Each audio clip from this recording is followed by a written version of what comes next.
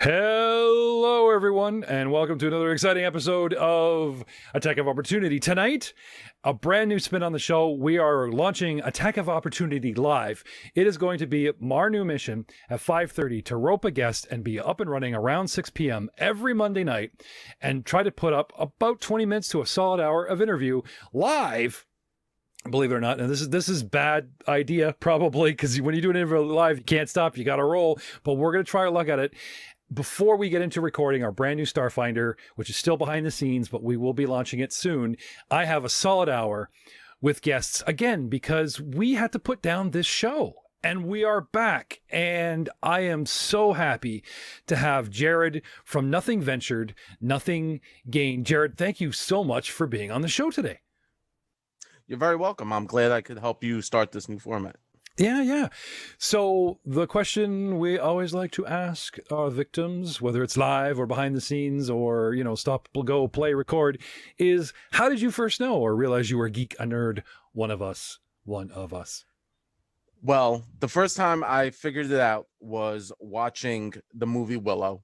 I remember sitting with my dad and we were watching this amazing movie, and I just fell in love with Val Kilmer's character. I thought he was the coolest guy in the universe. Mad Mardigan. Yeah. I thought he was the coolest dude. I wanted to be him. I tried to go for him as Halloween. My mom didn't understand it. My dad was like, well, we'll figure it out. And, since then it was, hey, Dad, Mom, can we go to, in New York, we have a Renaissance fair. So I was like, oh, can we go to the Renaissance fair? And I remember just getting like a little shield. It was like a blue shield with a purple dragon on it. It was made out of wood. Probably cost my parents a fortune back then. And I was so proud to have it. And I had it for like years. I had it in my college dorm room. And it was the nerdiest thing I had with me ever. I don't think kids would ever take that with them, but I took it. It was like precious to me, And that's when I knew I was a nerd. It was Willow. And then from there, I was watching Kroll and then Star Wars and just escalated. I know a lot of people get into being nerdum with like reading Lord of the Rings books or a book will drag them in. For me, it was the movie Willow. No, I agree, man. For me, it was movies as well. And you just listed half the ones that got me going. But, I got to ask this. It's like, picture it, 1989 in Brooklyn, South Brooklyn, and little Jared is saying, I want to be Val Kilmer, and they pull up the scene where he's in drag to hide that he was just with somebody's wife. Like, was that the costume you were going for? Or was it just like the cool sword with like, the Cavalier shirt that I'm hoping for, Or I'd go all in. I'd like do the thing where you got fake cross legs and you're in a cage. Get me out of here. I'll win this war for you. That kind of thing. And it's walking around with this big cage, something like that. I think when I was little, Jared, I wanted to be the Val Kilmer when they're sieging the castle with the gold armor. But now you gave me a really great idea. I have to go as Val Kilmer in Mad Mardigan in the cage. Next time. Yeah, in the cage. Next time at Comic-Con, I'm going in that. I'm telling you, people will get it. They'll be like, I know this cat. What is this from? Right? Just walk around leaning through the bars going, let me win this war for you. I would love to do that. That kind of thing. There was I love the lines and everything in it, but it's like quoting Python with you get me going on Whittle lines and stuff. Yeah. So no video game gateway drug or whatever. You're already hooked watching all these movies. So you mentioned college and having the shield. We're not talking like the classic Link gold and blue shield kind of thing. Just walk around going, hi up. No, like something like that, or no, sadly it was a plywood little blue shield. It was like the generic like kind of triangle shield, and it had this spray painted purple dragon. I mean, it was all knocked up, but I had it all the way into college, and sadly the first girlfriend I had in college, she broke it when she was cleaning my room. I think she didn't like it too much. It broke my heart. I think that's what led us to break up. You broke the shield, baby. I'm sorry you've crossed the line. That's what it is. Oh, that's awesome.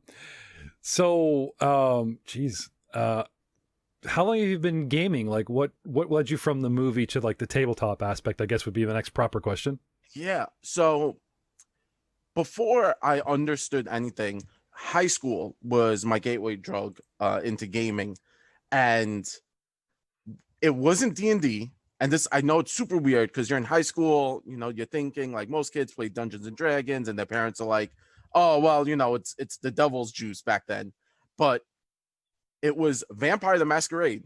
I had a friend of mine, he picked this book up and he was like, hey man, you could be a vampire. And then in my head, Lost Boys, right? Instantly comes to mind. You're like, yeah, man, let's I thought we were vampire hunters. And then he sat us down and we made characters, and it always turned into just like a free-for-all bar fight, you know, with superpowers. Yeah. Like John Carpenter, you stake them. You don't like be one and glitter in the sunlight going, I hang out in British Columbia where the sun never comes out. Okay.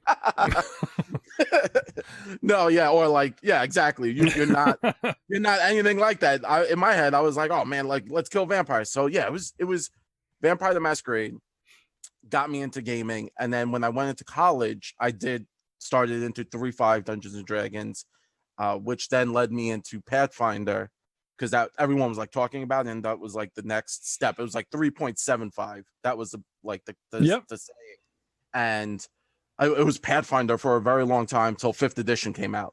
I was a huge Pathfinder fan, played all the systems, all the stories, and then 5th edition came out, and that drew me to it because of the simplicity of the rules and how easy it was just to like drag in people. I dragged in my current wife to like a bunch of games. I was like, oh, you can figure this out, you know, math. And she was like, okay, I'll play with you. And then 2nd edition, and that's where we got our podcast from, is all Pathfinder 2nd edition. I don't know why I keep saying 2nd edition, but Pathfinder 2nd edition is, you know, where we're at right now, and I love the system. It's really awesome. What are you playing? Like, what are you running? So currently in our, what spurred on me, we created this podcast around it, was Rise of the Runelords from 1st edition, because that's, if you've never played it, it's one of the greatest stories never told. Because you always tell people, like, this is a great system, you should play it. And then they're like, well, what should I do? And you know, the other one, Rise of the Runelords for me is their first book, AP, that came out. And it's one of the best ones. You kind of travel along, you fight like, each adventure is centered around a specific monster. So they're giants and goblins and undead. So the first half is goblins, second half undead. They're up to giants at this point. And we've kind of skewed away from that. It's now become more of a homebrew for us. We have a Dampier, and what else? We got crazy stuff at this point. You know, as all homebrew all games kind of go. You kind of want to just escalate the tension. You want to bring in cooler monsters because they keep releasing new books. So you're like, oh man, this monster's awesome. I'm going to drop in a 3-headed Hydra that can grow extra heads every time it, you know, spits fire on you. And I just feel that like you kind of, I led away from the story right now. And now it's more of a homebrew, but originally it was Rise of the Runelords. No, that's cool. You can do your own thing. We're having a go at Mummy's Mask, and I'm a huge fan of the Find the Path podcast, and they've got it down, right? Yeah. So Mongers, little known, I didn't start 3 years ago. Actually started 4 years ago, and we were trying to launch Mummy's Mask, and we had endless casts and technical problems, and we kept launching and canceling and launching and canceling. Put it down.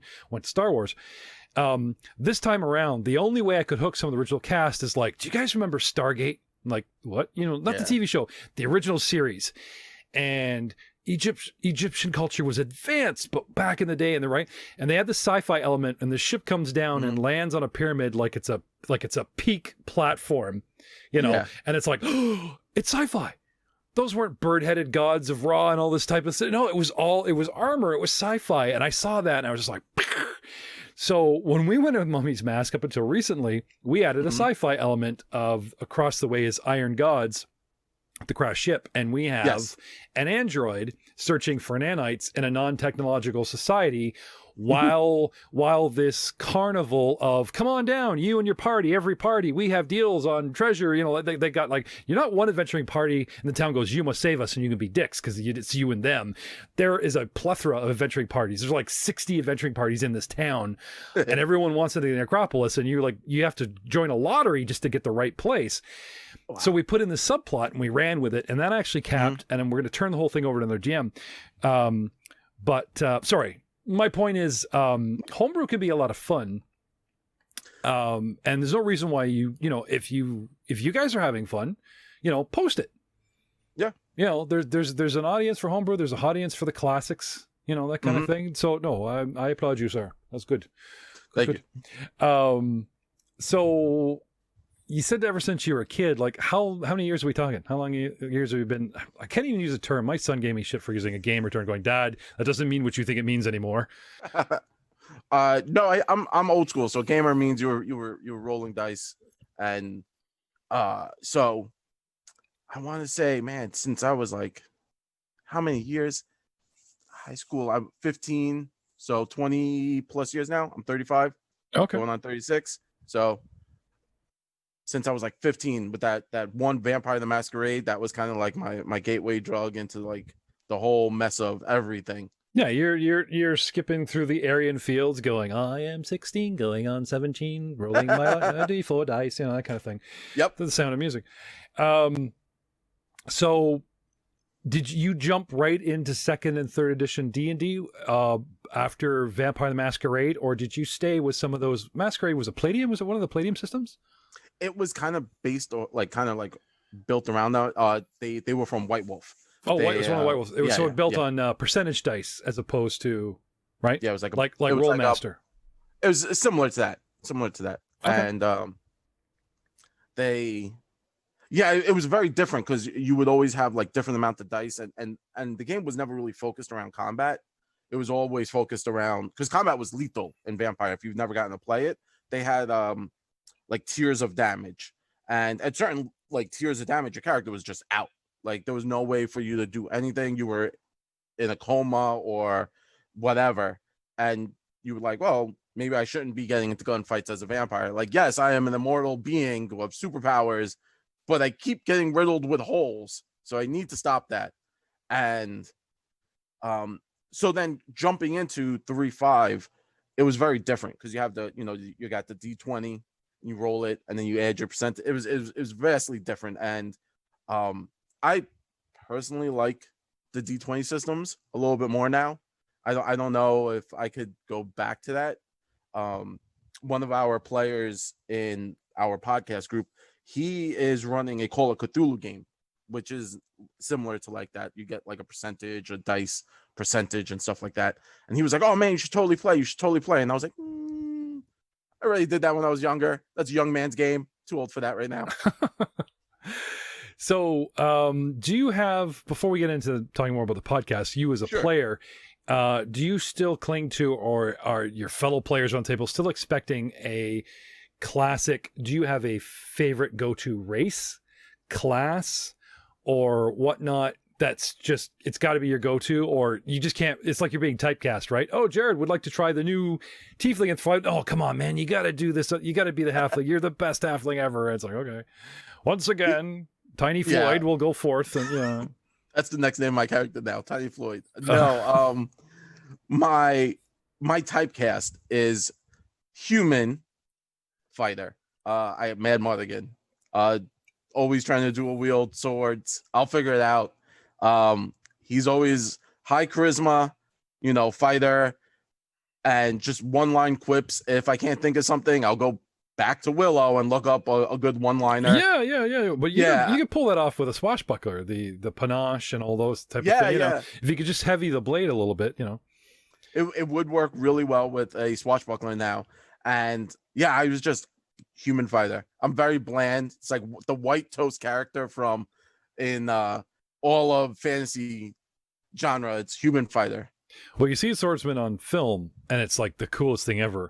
When you're playing, you need combat to and you roll and I do all this damage, and DM's like, yeah, you got 50 points, and it goes, and so I think the stress for you actually to role play more, the pressure is on Bob the human fighter to role play more, to give more, to interact more. Sure, he doesn't have the skill set. The wizard knows, the rogue goes, blah blah blah. Don't piss me off. Oh, it's halfway out the sheath. Don't make me pull this all the way out. That kind of thing. Or intimidate. Okay, intimidate, and then they all, it parts, and there's the fighter playing with his sword. What? Oh, you need somebody threatened? Okay, I'll come forth. And, but there's a lot you could do with just a character concept because of, not just because of a different race, but you know what I'm saying? Like, I personally always thought, what a great idea to play the most boring thing on paper and then just try to bring it to life, tried that, and I had a lot of people going, "Oh, you should." Well, I just did it to you. You should be the swashbuckler. You want charisma, like make the dice better. I was like, no, that's not what I was going for. So here you are. You're playing your guts out. You're a happy little nerd in Boston, in Brooklyn, in Yep. one of the B states of America. Sorry, Philly Canadians. It's okay. Thank you. Sorry. What was the inspiration for you to actually start a show, to go from the 99% consumer to be the 1% content creator? Was there a specific? Yes, and it had to be my group. I feel really, I don't know. They were an amazing group. We tried the Pathfinder second edition playtest, and we were all sitting around. We were having a blast. And it just so happens that one of my players, Jeff, is the oldest player in our group. And go on. Yeah. He trust in the Jeff. Yeah. He so happens to be a musician. So he sings, he raps, he does everything. So one day we were playing and we call him, it was his bard moment. And he starts to just freestyle rap at the table. And he got everyone's attention. And it was part of the game. Like he was playing a rogue, and he was trying to get everyone's attention in the tavern. And so we were playing in a comic store, and he got everyone's attention in the store, and they came over and they were like, what's going on? And we actually got a few people to start playing the play test also in the store because of this. And we were like, we have to do this. We need more people to hear Bard Jeff. So that turned out to be the reason why we started doing the podcast. We were having a blast. We had people listen to us, and they actually, a few people came back to like see where the story was going. So we were like, well, if we have 5 people who just come to the store on Wednesdays to listen to us play, why not get 10 people and maybe, do a podcast with that? And that was the creation. It was literally just a fluke accident that we became creators. That's amazing. Like the people around you loitering and listening in inspired you. You weren't like, there was no sell. There was no, hey guys, you're really good at this. Let's do this. We can do this. One guy selling the other. You're all just kind of sitting around doing your thing in public. Yeah. And that's wow. Not just because you kept saying my name over and over. That's my new favorite story, man. I got to say that hands down is my new favorite story. That's great. And so now, how long have you been, like, your first show? How long have you been? Sure. We are coming up actually this Saturday. We are doing our 1-year anniversary on Twitch, and we're doing a 12-hour stream, and we're doing, so for everyone listening who's not part of Long Island, we are from Long Island, and there's a animal shelter out here called North Shore Animal League, and they're a no-kill shelter, and they take in tons of animals. So all of our proceeds go from the 12-hour stream. Anything we make in donations is going straight to them. We were trying to figure out who to give money to, and there's so many great causes, but I'm an animal guy. I have a hard time even killing bugs, and my wife's like, you are the biggest baby in the universe. So I love animals. I have a dog. My brother has a cat. We've always had animals, and we just wanted to help back, help them out. And, why not help animals? They need it. A lot of strays are out there, and not to get political. No. Animals, that's great. Yeah. Now, a live show, there's not much we can do. You send me the link, I'll put it up. But I'll make sure that link to that shelter is in the bio of you, and like the video upload and the podcast apps. Because not only are we live right now on Twitter, Twitch, Steam, D-Link, several places. Our bigger audience actually is the YouTube audience that catches our video upload later, and our podcast audience that would just listen in, right? But there's the bio, and we'll put all this in the bio for you. No, that's excellent cause, sir. Thank you very much. So do you just have the one show?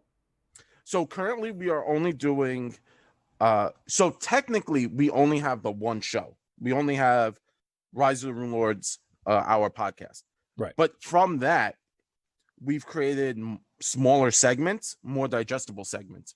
So we have ramblings, and we only have, a small time frame. So I'm trying not to ramble, but it's called Ramblings. And basically it's myself and a few other players, and we just get together and just talk, and we'll put it up on our areas on on Podbean, and you can listen to that, and that's just us talking. It's really friends hanging out.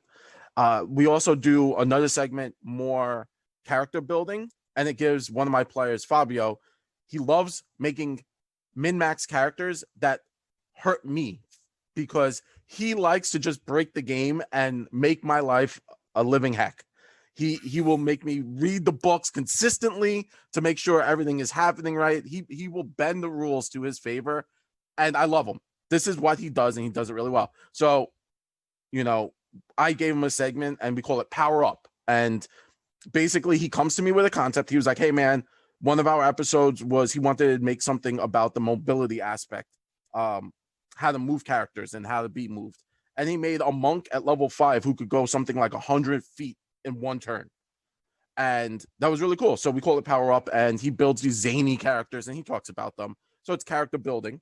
And we now are coming up after our 1-year anniversary in September. We're going to be releasing our Call of Cthulhu game run by a player, Zach. He loves Call of Cthulhu. I love Cthulhu. I actually have a tattoo of Cthulhu. And oh, dude, flash that. Let's go. Oh, so it's not all done, but there it is. Big old squid face. Bring up your arm. Bring up your arm a bit. Oh, he's not. Sorry, keep talking. He's not all done. Yeah, see, I gotta fill that in, but I got little squid face guy right there. Yeah, squid face. Oh yeah. And he so he was like, hey man, I would love to do Call of Cthulhu. I was like, sure, let's do it. And so he's working with a few players, and he's building that up right now. But it's mostly Pathfinder. If you look us up, you'll be like, they just have tons of Pathfinder content, and that's really where we focus. I know a lot of my players want to go into 5th edition, and I'm all for that. I can't get behind. Like I said, I love the rules in 5th edition. I'm a bigger fan of Pathfinder's history. I know D&D has tons of history, but they constantly keep changing it. And like every edition changes, 4th edition to 5th edition changed their history and lore, but we'll see where that goes. No, I understand. Like, I grew up playing Forgotten Realms, and my wife and I were reading the Elaine Cunningham books, all the Dritz books, all the stuff.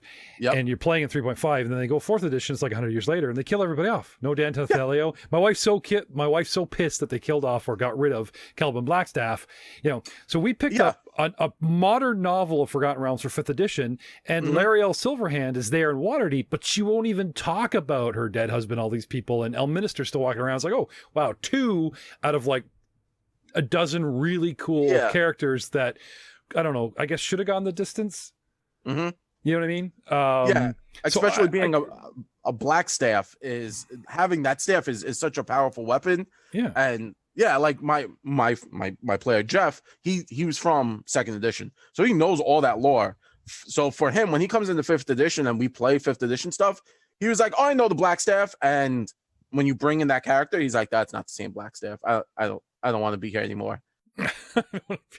Leave. That's not my Waterdeep. That's not my Waterdeep. Exactly. He's like, I don't want to be in Waterdeep anymore. Let's go somewhere else. I mean, it is what it is. Forgotten Realms always a special place in my heart. Yeah. I mean, like, honestly, right now I have a homebrew game going with my wife, and the two of us are world building, and we've merged Waterdeep in LA. So we've taken we've taken D20 Modern. Remember that game? Right? Yeah. And there's the splat book that goes with it, Urban Arcana, where, magic and everything's real. So they're running around LA, and they go out to the Returned Evermeet, and they're coming back, and they're going to find Waterdeep and LA merged. So it's Blackstaff Towers, like these glass Trump towers. And he's at the top in his dark blue suit, like, I've been waiting for you. So cool. Oh, it gets better. Sorry, I don't even talk about that. Sorry, maybe off the air. Well, first of all, I don't want anyone stealing our ideas. Second, maybe a novel one day. The second is I had mentioned something I was doing personally with my wife on our off little private game, and I had a fan write in going, "That's awesome. When are we going to see it?" See what? The thing you mentioned in your podcast. It's like, no, it's not my podcast. I'm playing this with my wife. Well, can you put it in my podcast? It's like, no, that's Forgotten Realms. We're playing Pathfinder. Oh, you got to put this in your podcast. And I felt so bad trying to tell this person, like, no, that's a but I get so excited. You're talking about the realms and everything. And we have a couple old school gamers as well as young guys. And the old school ones are like, yeah, Forgotten Realms, Sword Coast. I know this. And then But I do have a defending point for them. I remember when Matrix came out. The first movie came out, everybody loved it. And then 2 and 3 came out, and people were like, eh. And I was like, I could appreciate what they did with the 2 movies that came later, because think about it. The first movie ends with him Supermaning out of there going, Yep. It's up to you. And he drops the mic and flies off. It's like, where do you think the story was going to go? Like, them conquering the machines, they've already laid the lore that they've lost. You know, like, there's only so many sort of physical endings they could get to. And I still think the more times you watch through that, or you watch the videos where people analyze the story, that there's multiple endings and they show you only one. There's a great shot where he's in there talking to the director, and there's all the screens on the wall, and it pulls out and it pulls him into a single screen. And he's always talking about, we've leveled the planet 10 times and there's 50,000 variables that could play out, and we're ready for each one. There's all these reactions of Neo, screaming, giving the camera the finger, all this stuff.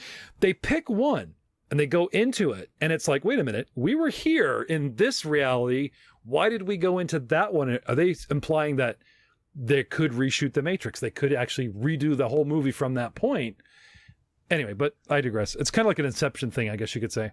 Yeah, I would watch that. I would read a book about the parallel Matrix universes. So even though I'm on board with you kind of going, boo, not really a big fan what they did recently with Waterdeep, I can still understand that you can only rehash a character or keep a character going for so long. Yeah. You know, before it's like, you know, well, even Star Wars, you show your kids Star Wars, like, this is the Vader that I knew when I grew up, and they're like, cool, you know. But then they want, you know, then they go forward with the story, you go backwards with the story, and there's going to be, it's just not going to be the same. So like you got to appreciate what these creators come up with and just take it with a grain of salt. And if you like it, great. If you don't, too bad. Okay, and move on. So all this, yes, no, you know, like, get on with your day. Yeah. I mean, it's not that important. You know, as fellow creators, we understand how difficult it is sometimes, and sometimes it's a hit, sometimes it's a miss, and you just kind of gotta keep moving. Yeah. Well, here's a quick example. I don't mean to like grab all this on you. I recently found a Star Trek cartoon spinoff called The Lower Decks. Okay. Yes. Hasn't even been shot yet. There's like a trailer. And they are all over this going, how could this happen? What a travesty, yada, yada. Okay, click, next YouTuber. How could this happen? Oh, blah, blah. What do we expect from this guy? This guy's stuff always stinks. Okay, click, next YouTuber. How could this happen? Guys, you haven't even watched the show yet. Like, you're just pulling all, you're like, I understand that there is a stone path laid out. This producer, this writer, this whatever has had that history.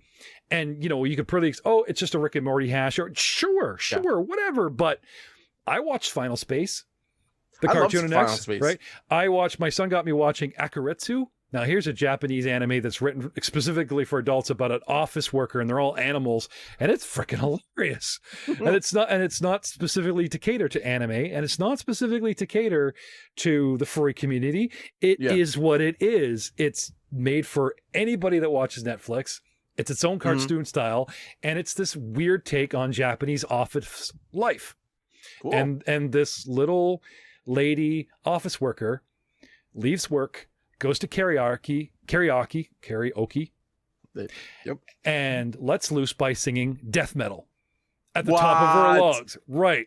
So this is how she releases aggravation. Is like, which I think is a brilliant concept. Anyway, I digress. So let's talk about where we can find you on the internet. Who is your host and podcast? Where can we find your podcast?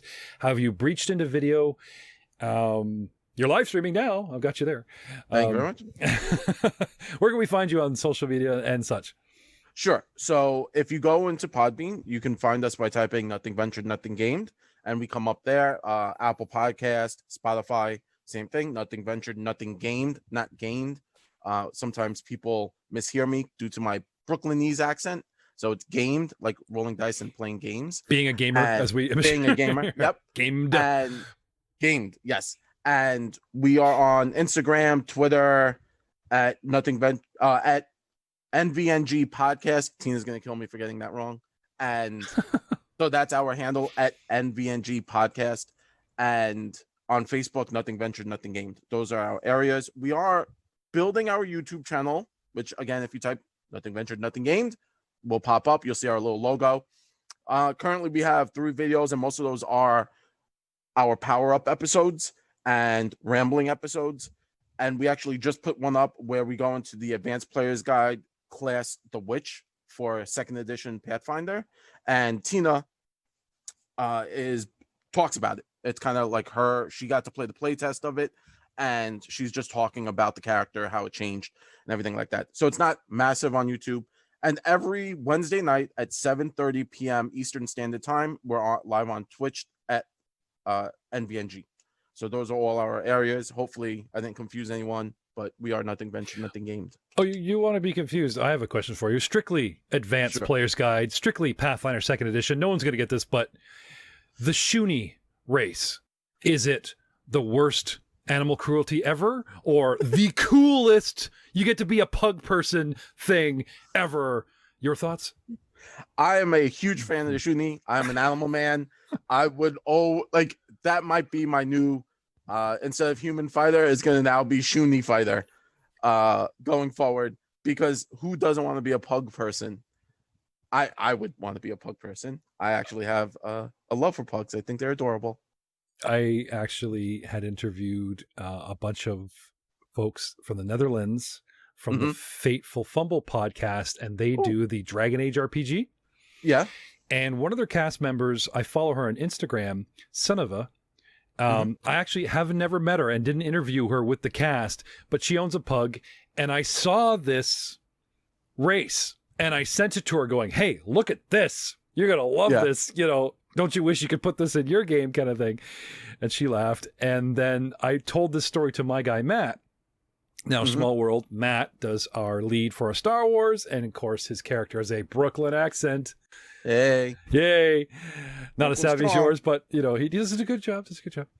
And he immediately said, that's awesome. If my dwarf dies in Age of Ashes, then I'm going to play a Shuni. I love them. I think they're an amazing race. I am sad that no one gives them the same respect that they deserve, that they give all the other races out there. I think one of the coolest characters in Men in Black was Frank, the pug dog. And everyone forgets about, remember Frank, the pug dog? He goes to the newsstand and there's that gaunt looking guy, but there's Frank going, what do you want? You know, and he starts shaking him for information. And then by movie 2 or 3, the pug's like in a little suit.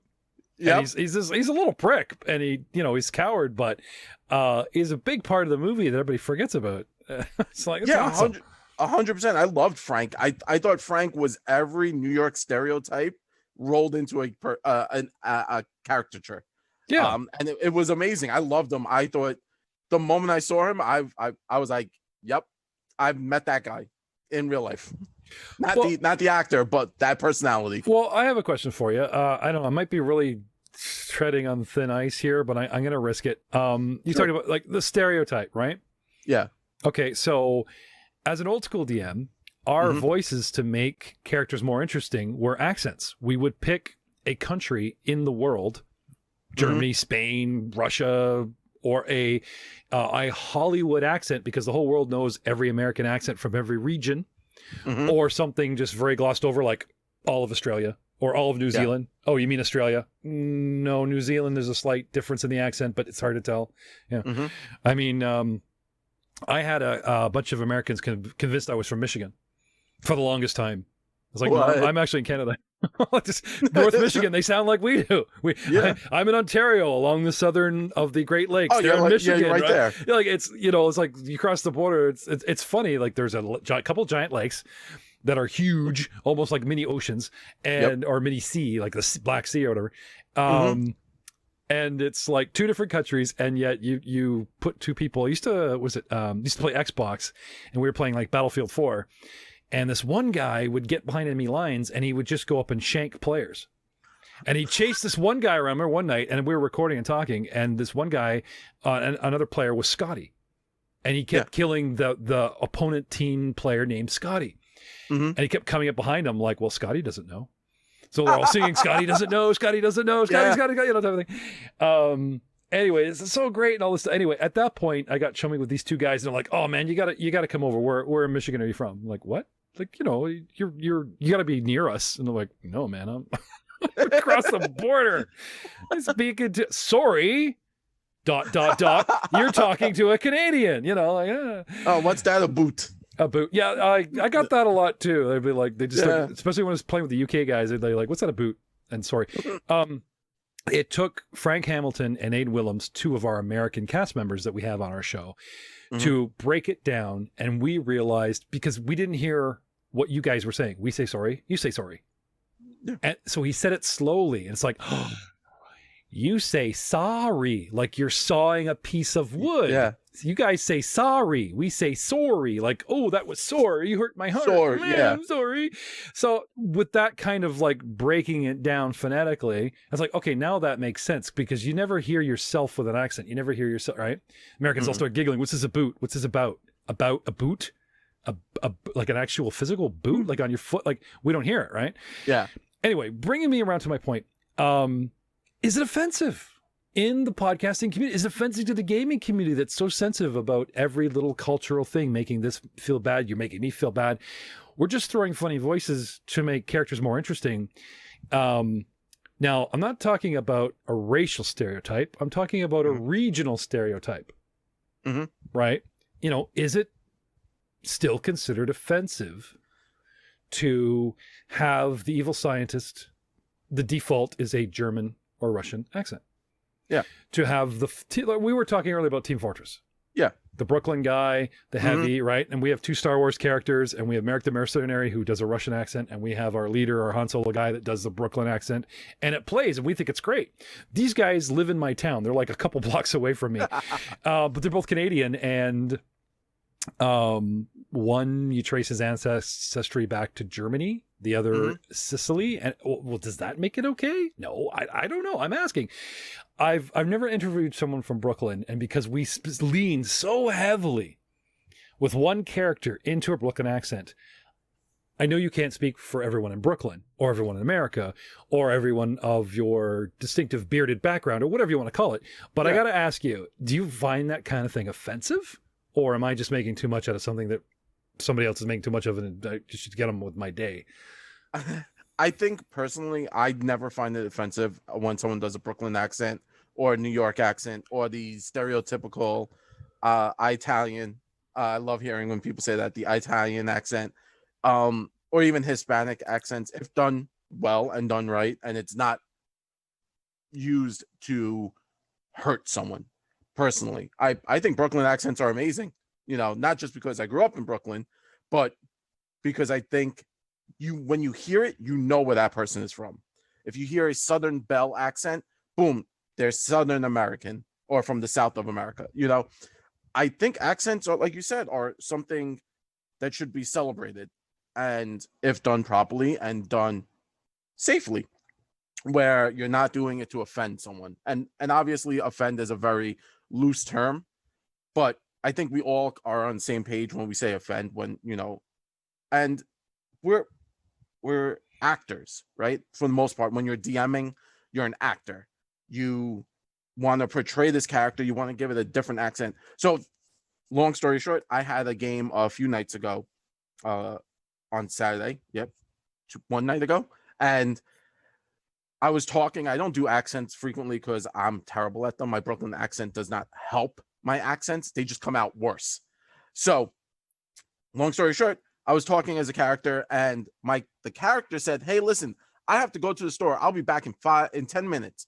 Every one of my players live on Twitch, on YouTube, was like, "Wait, the DM is going to the store right now?" And all of them were confused. They legitimately looked at me that like, I guess we'll take a break. And I was like, no. The character's saying that. Now, if I was doing an accent, that probably would have came through a lot better. But because I choose not to do accents because I'm bad at them, they got a little confused. It was very short. One of my players, Fabio, who I've mentioned before, he does great accents. Some of his accents are amazing. He does a great Harley Quinn. He does like the Harley Quinn from the Suicide Squad. He can do her voice really well.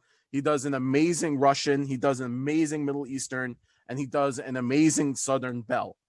And he uses those accents all the time. Those are his like default accents. Oh, and he is Haitian American, so he does a Haitian accent, like someone from Haiti, like their accent.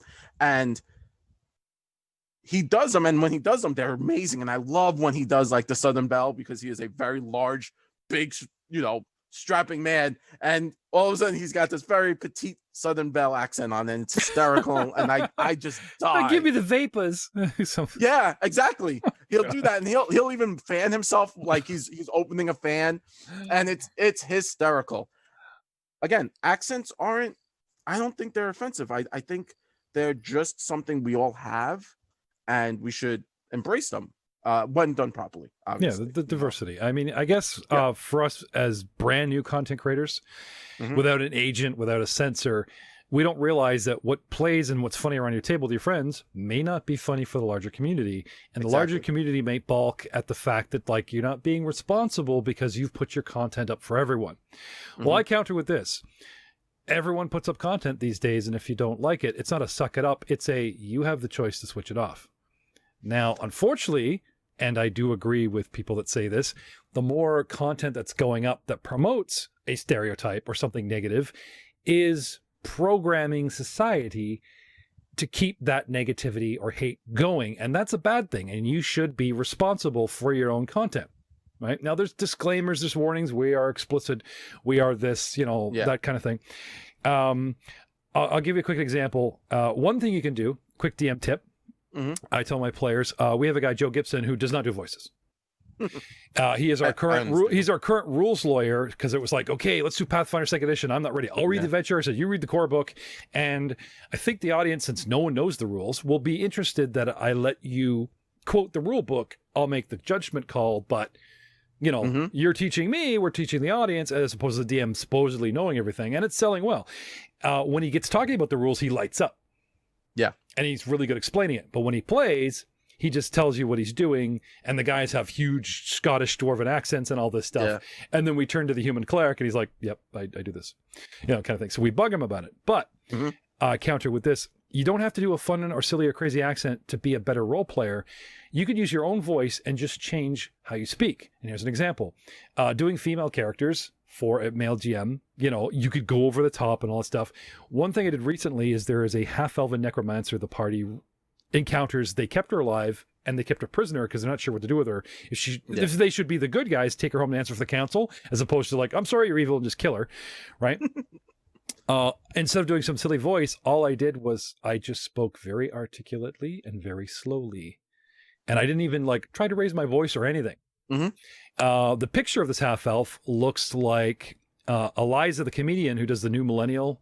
Yes. With the ponytail. Because I always see a picture and then I got to compare them to a celebrity, right? Yeah. So you put that in their head, and then they hear her whenever I speak. It's a cute little trick. It's like, hey, check out this artwork the module gave me. Doesn't that look like Nathan Fillion? Like, we have our captain that they go to on this resurgence ship. The cartoon looks like Nathan Fillion. So I'm like, look, this is Nathan Fillion, right? So I could do a terrible Nathan Fillion. They don't care. But because I said that, showed them the picture, like, oh my God, that really looks like him. Doesn't matter what I say. They hear Nathan Fillion in their head. Yep. And then if you could just speak like he does with some of the cadence, it sells it. And you don't even have to change your voice. Yeah, so like you're changing the way you speak, not trying to come up with a crazy accent that you may or may not do well, or that kind of thing. Exactly. I have a question for you. Yes, sir. Just a quick question. You said your friend who does the rules. What was their name? Joe Gibson. Joe Gibson. Okay, I was just double checking because sounds exactly like one of my players, Steve, and he legitimately is our rules lawyer. We always I'll turn to Steve as I'm playing. I'll be like, Steve, what's this rule? And he'd be like, on page 47 of the DMG, it says this. And I'll be like, all right, cool. Thanks, Steve. Well, I'm reading the adventure and I'm like, okay, poisons are coming up in an encounter. So I'll text him and I'll be like, Joe, I need to know how poisons work. So he likes to read at night to go to sleep. Helps him sleep. So he cracks the core book. So I give him a list of things to look up that a DM is supposed to do for DM prep. Now, in my defense, I'm running a podcasting network and I'm DMing several shows, and I've got too many rule sets and all this type of thing. So yeah, I guess it's kind of cop out on being lazy. But I think for the selling point of the show, he started not as a player. He was just somebody that we would turn to. Like, he was my Ed McMahon. And we're like, what do you think? And he's like, okay. And he would talk about the rule. This is how this... But anyway, as a DM, I always had the call on whether it was relevant or whatever. Then we got into satellite lawyers. One of our Age of Ashes Live the live stream and the upload, which boils into the Elven Portal podcast just for audio, is really working for us, was we encouraged people to leave comments in the YouTube channel where we're screwing up the rules, and they would quote Archives of Nethys, the website, or they would love that website, or the core rule book, and they're like, "You're getting this wrong," and we're like, "Oh no, tell us, we want to fix this," you know. Then we'd forget, and 5 episodes later, we probably screw it up again. But we were encouraging these rules lawyers to come forward, because that's a shtick usually where rules lawyers, you know, they're like, everyone, oh come on, like let the DM just decide, or you know, DM would skip over it. We kind of got into this rules as written. Now it's a brand new system. Everybody wants that rules as written approached, and then you can homebrew it. Then you can boil it down. Then the DM can decide, I do this, I do that. Pathfinder 1 is so old, everyone has their own style, but there's sort of a general consensus of what's acceptable play. Yeah. Pathfinder 2 is like brand new ground. So people are arguing just about the rules and blah, blah, blah. And we wanted to give an entertaining show that doesn't just play through the adventure, where we could stop and highlight the rules without it bogging down the game. Yes. So we got to go through it quickly. Of course. Anyway, you shouldn't ask me a question. I'll go all night, and we're interviewing you, not me. So here's some quick Q&A. What do you do for a living? What pays the bills until Nothing Venture, Nothing Games, where like Matt Mercer phones you up going, can I be on your show? Is that okay? You know, that kind of thing. Like that day will come. If he ever did that, I might pee myself a little bit. So what I do is I work at a company, and I have an office job. Sadly, office job. I do operations.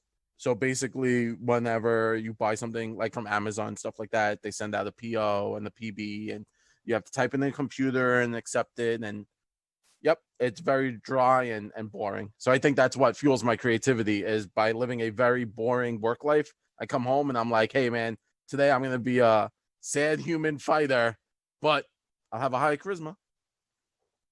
Oh, that's cool. That's cool. So what's your latest project? Now this is something that I thought was a fun story, because they say in the entertainment business is who you know.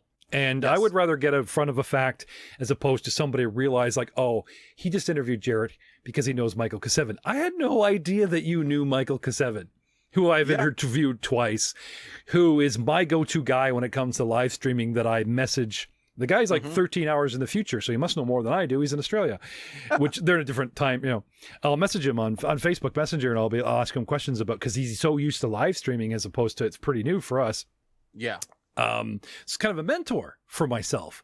And I've interviewed him twice now, and he's a great guy. And I reached out to you and said, you know, I liked your show concept. You know, there's some feedback with you, that type of thing. You know, I haven't looked at the show too much, but what do you think about the interview and this type of thing? What are you doing? And you mentioned his name, and I was like, shut up. No, Mikey, you know. You know Mikey, I know Mikey, you know, that kind of shit. And then I realized what I was doing is like, oh my God, I just did a American stereotype into the phone with this guy. He's gonna, I was like, click, don't ever call me again. You know, like, no. You know what? Last Saturday, when I was talking about we were doing that second edition, I got to DM for Juice from Master the Game, Michael from Dead Aussie Gamer, No Nat One, and a few other players, and I actually found them through Facebook. Juice from Master of the Game, he put up, he said, hey, listen, looking for someone to DM on Pathfinder fan group, Pathfinder 2E fan group, right? Yeah. And I was at work, and I have, you know, I turn off all notifications except for specific groups that I love. That's one of the groups. And bloop, pops up on my phone. I'm like, someone just said something in there. So I clicked it, and I was like, oh, hey, I'll DM for you. And, you know, we were just getting into conversation. And I was like, hey, listen, just so that you could get like a feeling of my DM style, here's my podcast. I'm not trying to like sell you on it at all. And I didn't even know who he was. And he was like, dude, like I have a YouTube thing. Like, did you know who I was? I was like, actually, I sadly did not know who you were because of YouTube's terrible algorithms. They only put certain things up on your page. And he wasn't part of the stuff that was coming up. Now he comes up all the time. But I was like, oh, cool. I didn't know. I'm so sorry. Like, I'm not trying to sell my system to you or my stuff. I just wanted to like DM for you because this is a great system. I want to DM for everyone to like teach them the system. Yeah, it was like you said, it was a Facebook post, and you just like, oh, hey, I'm free. You know, you're fans of Pat. No, it's totally legit. I get it. Yeah. Yeah. And so then we got in a group chat, and we started talking, and all of a sudden now I know him, and Michael Deadweiss Gamer, who is amazing, by the way. He says hi. I did say I was going to be doing the interview with you, so he did say hi. Yeah. So I was supposed to say hi to you for him.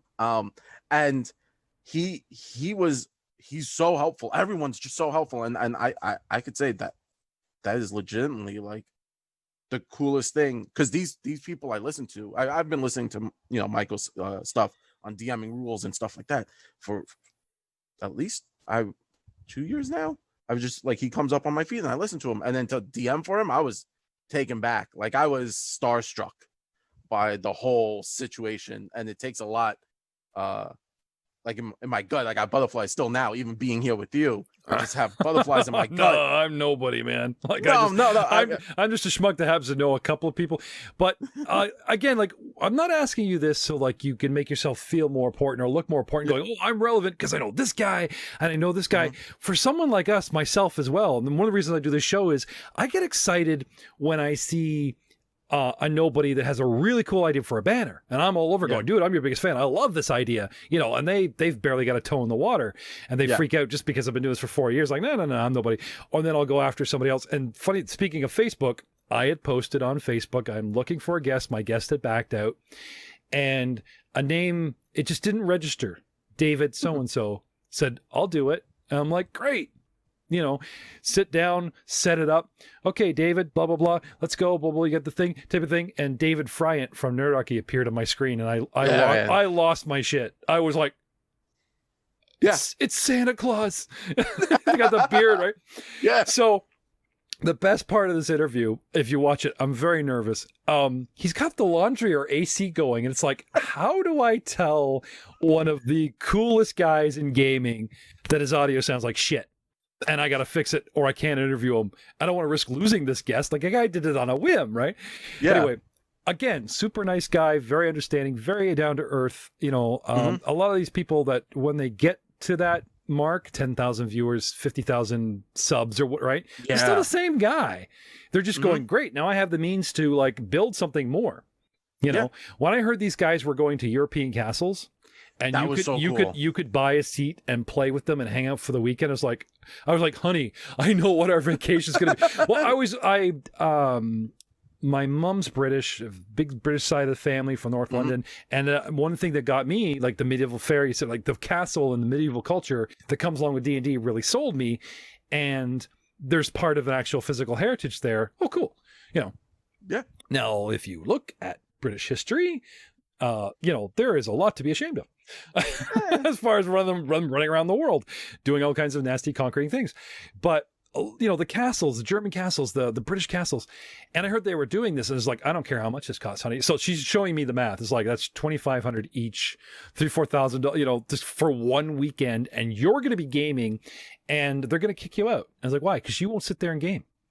You will be, hi, I'm this person. Do you want to be on my show? Hi, I'm, because I couldn't help it. It's one of the reasons why not only have I never been to a convention, I probably should not go, because I'd probably have to hide. I put on a Vader suit because I'm 6'2", so I could pull it out, right? But I'd have a fanny pack with hideous laughter on it, of course, as I promised them, and I'd pull out my card and I'd be handing it out, going, I am your sponsor. Luke, I am your father. Like, I am, just pull it, right? And no one would know it was me. Because the more I learn about these guys that get exposed to that do that, they really don't want people coming up just going. I recently learned the Glass Cannon podcast, one of my absolute favorites. They put up a banner in one of the live shows saying, don't come up and tell us about your podcast. Grant Berger will punch you in the face. And the guy who was interviewing from Southern Tomfoolery said, he went up and risked it and said, I know you might punch me, and he handed him the card for the Starfinder Southern Tomfoolery podcast. Again, one of my favorites. And Berger was really cool about it. I was like, no, I think you could take me. And he read it and, that kind of thing. And back in the day, I was Mr. Spammy. I spammed them. I was like, oh, hey, I'm doing this. What do you think? Or, oh, hey, I'm a big fan. And like, it never occurred to me that another fan besides myself would also be a podcaster. Because when you look through their fandom, it's a whole bunch of people going, we love your show. It inspires our game. You never see anybody going, I love your show. It inspires my podcast. I thought I was that one person doing it. I mean, as a joke, Troy LaValle and, I keep telling this story. I really got to get off that horse. Troy LaValle and Joe O'Brien were talking in episode, I think it's 86, 87 of the Cannon Fodder, and they were talking about mounted combat, something LaValle would never try to do. And Joe wanted it. And then they were talking about, this guy writes in once, and he's got an all vigilante party. Okay, wow, that's neat. crazy. And I'm like, that'd be really cool. I'd run I'd want to do Crimson Throne. That would be cool. Wouldn't that be fun? Yeah, right? Yeah. So LaValle comes up with, what about an all Cavalier party sharing team feats on horses? That would be cool. And I was like, oh wow. So we did it. One of our biggest shows is Dice Before Dishonor, where we have 3 Cavaliers and a Samurai. And we did it as a joke because we didn't even do War for the Crown. We started with a Pathfinder Society adventure to see if it worked. And it got so popular. It's like, okay, I guess we're doing War for the Crown now. So we started War for the Crown, and we're just getting to the end of it. And it's one of our most popular shows, but the guys hate it. They're like, we have no skill set. Combat, they just mow over. But it really is a James Bond schmooze the person at the party kind of thing. And they have diplomacy, but nope, sorry, your diplomacy roll doesn't work. Why not? Because they have this new system. They're introducing the advanced side rule book through this adventure. And it's like, and there's been, it's been a big growing pain. Wonderful. And the guys, are invested, but for something that started as a joke, became one of our biggest pod for the audio. Yeah. And here we are. So my question for you, because I've really taken too much of your show, no. Is there anything currently going to wrap up that we need to see on the future that you're convinced is going to work, and you're already talking to the guys and we're going to do this next? Can we have a sneak peek of anything? Or is there anything you're currently working on that, for whatever COVID or whatever reason you need to put down, sadly, we'd like to be the first to know? Sure. We are actually starting up our pet. We are doing the Agents of Edgewatch AP that just came out. The one where you're all playing police officers. Yes, Sherlock Holmes shit. I'd love to do that. Yes, we have, like I said, Jeff, the musician, he's working on a song similar to, the Law and Order dun dun situation. And we're super excited about that coming up. That's going to be starting in September. We're wrapping up, our Rise of the Rewards, like I said. But Agents of Edgewatch, we got the book. We're excited to play it. We have a lot of interesting characters that are going to be starting. We waited for the APG to come out because a few of my players were like, hey, I really want to play Investigator. Hey, I really want to play a Swashbuckler. So I was like, all right, we'll hold off on that because we could have started it, but they really had these characters ideas. We have someone who wants to play the little hamster, the rat folk, the Yosoki, from Starfinder. They just came out in the APG, and he has this whole idea about playing a cop who stores all like their clues in his folds, his pouches. Oh yeah. Yep. And he just wants to play that character. And I was like, yeah, man, we'll just wait it out. So that's our big thing coming forward. And I'm super amped about it. We're actually trying I'm just picturing this guy doing Columbo where he had the scar. It's like, one more thing. It's more like, one more thing, like just pulling out the piece of paper and like, okay, you were saying, that was awesome. That was really good. Yeah, we're super excited about that. We have a lot of stuff coming forward on that. That's our next big thing. I know we talked a lot about second edition Pathfinder. I really liked it. I sat down, read through it. I have a lot of really cool ideas. It's gonna be fun. I'm really excited for it. I'm stoked. Like I could get more excited. I'm trying to be quiet. I don't want my dog to lose her puppy mind right now. She's upstairs. She's like, "Where's Dad?" She's looking around for me. Well, on that note, we should let you go. I want to thank Jared so much from the Nothing Ventured, Nothing Gamed, the revamp of, because Rise of Rune Lords has not officially been released like they did with Kingmaker Adventure Path. So you're homebrewing an AP, which is quite the undertaking. So, man, respect on that front. Thank you very much. It is one of the best stories ever written, and you can find them, just about everywhere. You get your podcast. Check out the Nothing Ventured, Nothing Gained podcast. Their YouTube is up and coming, and now you've got a live stream version, and we will see you next time on Attack of Opportunity live. Say goodnight, Jared. Good night.